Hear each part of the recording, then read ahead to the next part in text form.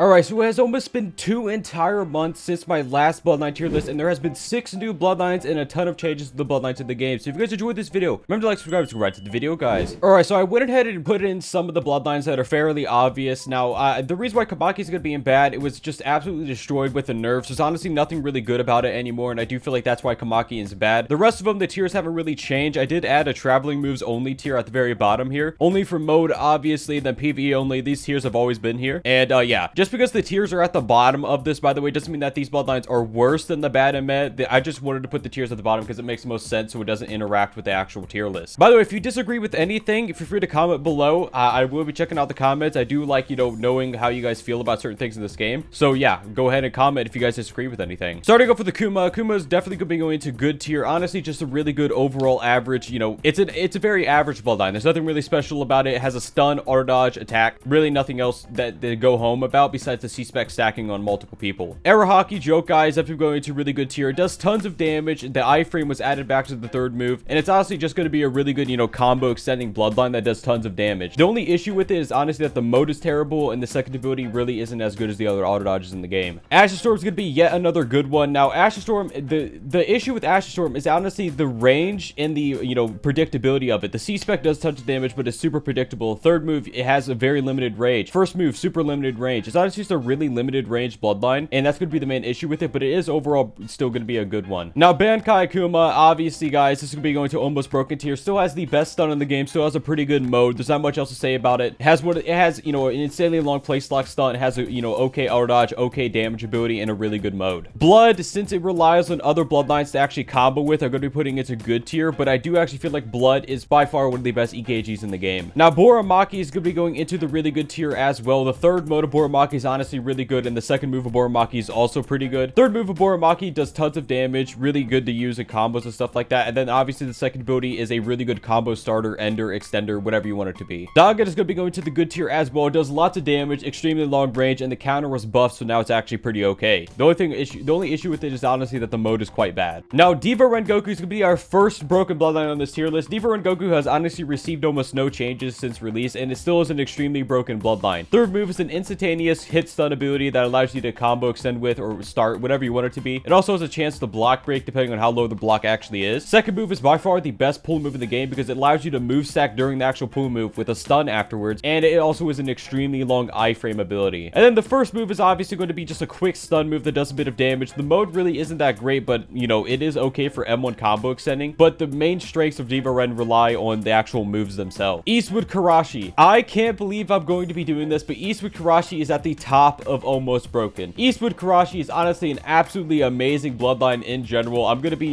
dead serious when saying this. Eastwood Karashi is insane. The iframes of the third move were actually increased. It is also instant, and the actual end lag of the third move was reduced. So the third move is a combo starter with, combined with an actual iframe attack. It's honestly going to be a really amazing move in general. It's pretty much the single best iframe attack in the entire game right now because it has a decent range. It's AoE. It has a very long iframe. It's not on any global cooldown whatsoever. Also, the first move is pretty good for combo extending, and that's going to be about it for Eastwood Karashi. The third move is just honestly amazing. Now, Explosion is going to be going into the good tier, probably at the very bottom of good tier. The second move is the only good move of Explosion, but it's a block break, combo starting, instant ability that actually does a bit of damage. Have you ever gotten 80th spin rarity and gotten something like just atomic? Well, that's because you haven't hit the like button on this video yet. If you hit the like button on this video, you're guaranteed to get 10 million times luck. 100%. Now, Scorcher Frostfire, I'm going to be putting onto the same tier and really good. Now, I'm actually putting at the probably mid really good tier. Now, the reason for this is because Scorch, first of all, Scorch is better. It does more damage, but Frostfire, you can actually do combos with it. I would stand by the fact that Frostfire really isn't nearly as good as Scorch, but since it's practically the same Bloodline, I am going to be putting them in the same tier. Now, Dokai is going to be yet another good one. I'm actually putting Dokai above Dangan on good. It has a really good silence ability. That's kind of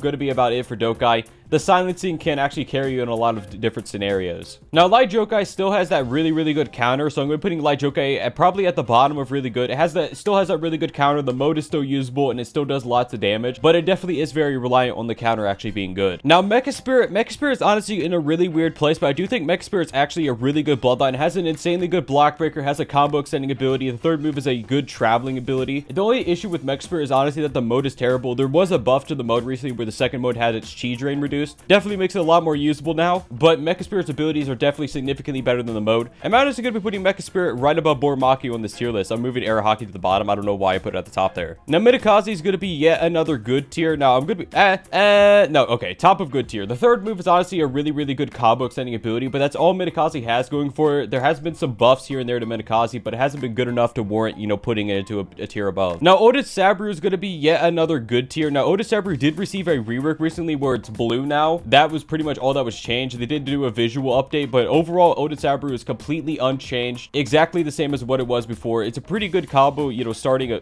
bloodline in general, but that's kind of all it has going for it. Atomic is going to be yet another good one. I'm actually putting Atomic at the bottom of good. Has an okay damage ability, which is the second one, and the stun is actually a pretty long stun on the EKG slots. Now, Ryan Akuma is going to be yet another really good tier bloodline. Now, Ryan Akuma honestly has a pretty good C-spec as well, with the third ability actually being quite good. The counter is okay, you know, especially recently, the counter doesn't compare to the other counters, but the third move of Ryan Akuma and definitely the mode of Ryan Akuma definitely, it carries it to being in the really good tier. Now, Ryan Ren Goku is going into the almost broken tier at the bottom of almost broken. Ryan Ren Goku is honestly absolutely hilarious in my opinion. Ryan Ren is actually really good. I mean, when you look at Ryan Ren, you think to yourself, oh, that's really not that good, but then you forget that the first move is an iframe that pulls people in and stuns them. So even if you don't use it as a pull move or stun move at all, it's an iframe with 0 end lag. So you're iframed and you could actually, it's basically, it's a form of auto dodge with hand signs. So it's a pull move that iframes, that does damage and has no end lag at all, so that allows you to combo extend. Honestly, just a really amazing ability in general. And then the second move being the switch ability. If you spam click it twice, it can do up to 100,000 damage if you're far away from them, which is obviously a huge damage burst, especially in this meta. Now, Red Goku is going to be yet another almost broken tier. Now, Red Goku mode is probably the best thing about it, but it does obviously have its first and second ability. Second ability is a pretty good pull move, and then the first move is a charge move that has a block break attached to it. But the mode is just so versatile that the mode is definitely the best thing about Ren Goku. Now, Rechiki is going to be yet another really good tier. Now, I'm putting Rechiki at the top of really good. Has a pretty good counter ability, has a pretty good block break ability. The second move is a, you know, combo extending ability. And then obviously the second mode is absolutely amazing of Rechiki. Now, Ryzerkuma is going to be going at the bottom of almost broken tier. Ryzerkuma honestly is really, really good. I mean, the second move is a pretty good stun ability, and the first move is by far one of the single best iframe attacks in the game. And the mode is borderline the exact same as Bad Guy Kuma mode. Now, Sand is going to be going into the good tier. I'm actually putting Sand right below Minikaze in good. Sand has a really good counter that was actually fixed recently, and I do think the other abilities of Sand really are not that great, but the counter of Sand definitely carries it enough to be in the good tier. Now, Sriracha. This one's actually pretty funny. I'm actually putting Sriracha right below Minikaze in good tier. I mean it when I say this. First of all, Sriracha final mode is really, really good for PvE content, so it would be in PvE only. But the thing is that Sriracha counter is an insanely good counter. It's an iframe now, and it actually stuns them and allows you to combo start with it. It's a really good counter now. I recommend that you guys check it out if you guys have it, and I do actually really enjoy using the counter. Also, by the way, the reason why Boil is going to be in PvE only at the very bottom, the Boil third ability does a lot of damage to the bosses, and that's the reason why it's going to be there. I didn't explain that earlier. Now, Satori Akuma is going to be yet another, you know, I'm debating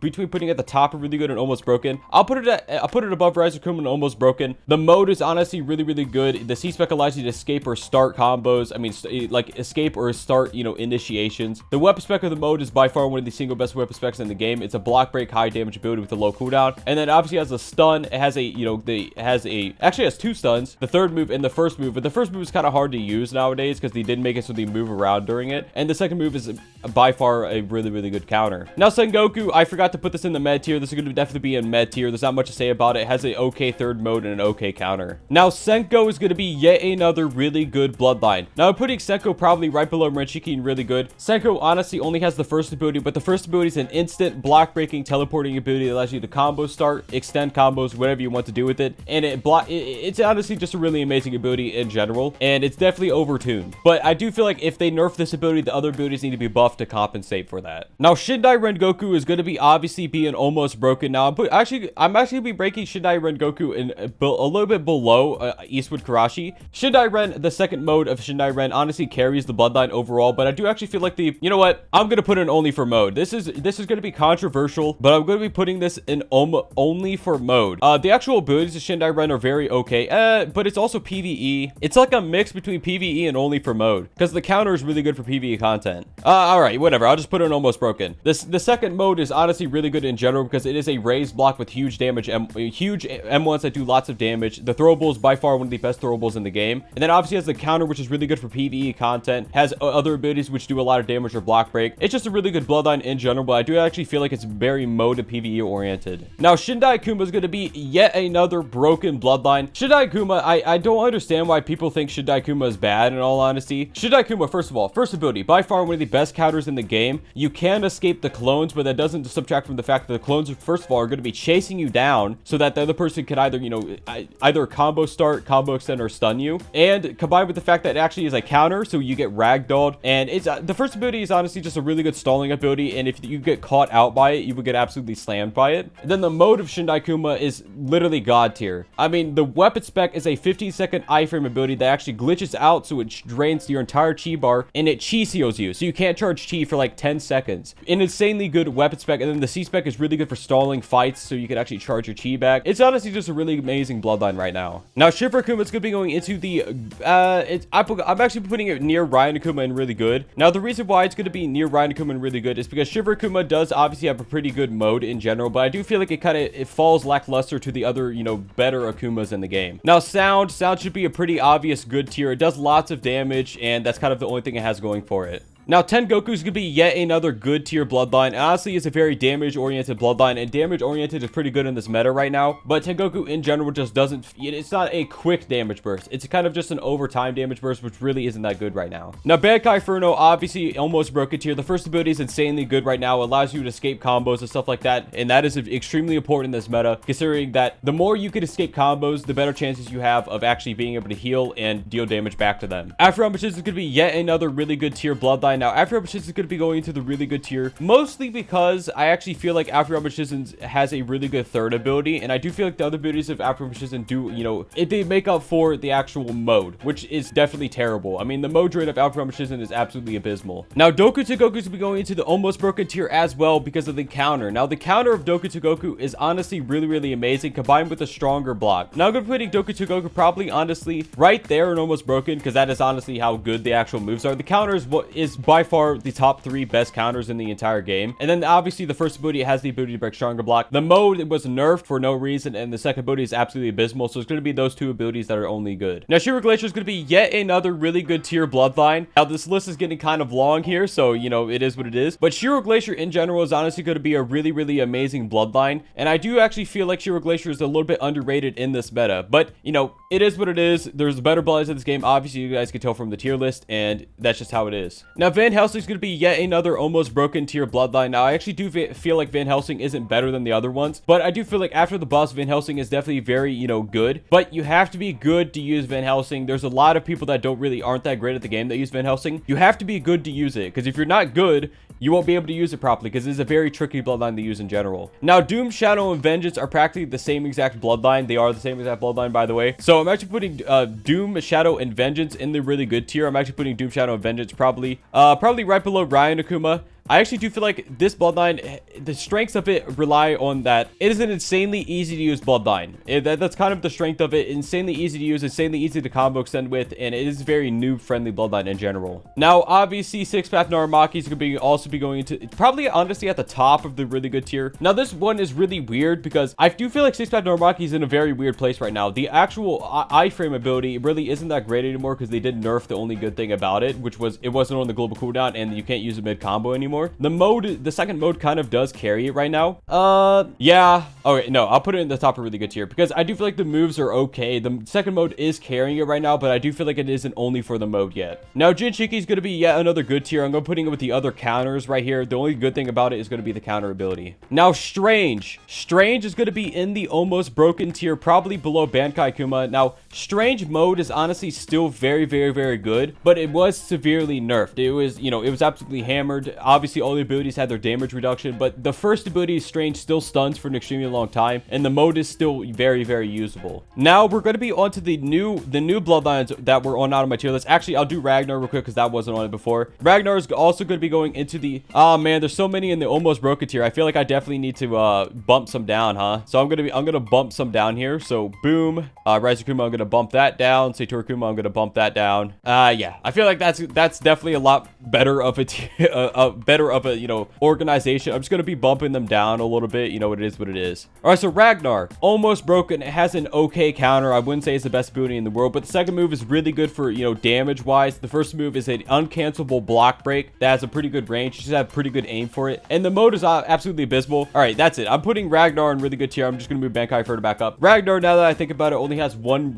really good ability, and that's gonna be the first move. Now we're on to the extremely new bloodline. So Snakeman. Snakeman did receive an absolutely insane nerf recently, so I'm actually putting Snakeman in the almost broken tier, probably right below Strange. Snakeman did get nerfed, so it isn't nearly as good as it used to be, but the mode is still insanely good. The abilities are still very usable, but I do feel like the nerf definitely, you know, makes it not nearly as good as it used to be. By the way, guys, what is your favorite bloodline in Shindo Life? Leave them in the comments below. We'll be checking them out. Now, Magma. All right, so now we're on to the EKGs that were actually recent. So Surge, first of all, broken, very broken tier. It's honestly, I feel like Surge is going to be one of those ones that's extremely hard to balance because it got hotfix nerf, which made it absolute trash, and then it got some small buffs that made it broken again. So Surge is in a really weird place right now, but I do feel like Surge is a very broken EKG right now, by far the single best EKG in the game, just because the moves bypass iframes. I feel like that is kind of the main thing about it that is so broken. The traps bypass iframes, so even if they're in the iframe, they will still get hit by the trap move, and it actually is an extremely long place lock stun. And the first move and third move of Surge are definitely the better ones of it, because those are the ones that actually do lay the traps down. Now Magma, I do feel like Magma is definitely going to be into the really good tier. Now I do feel like Magma has a really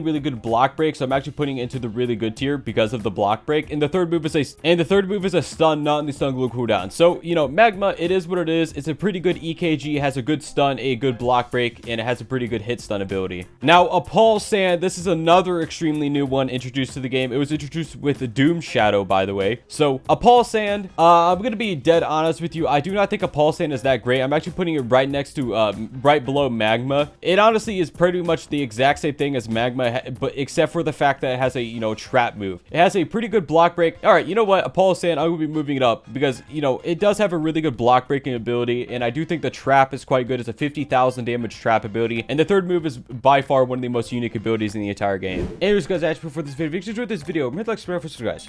Bye bye.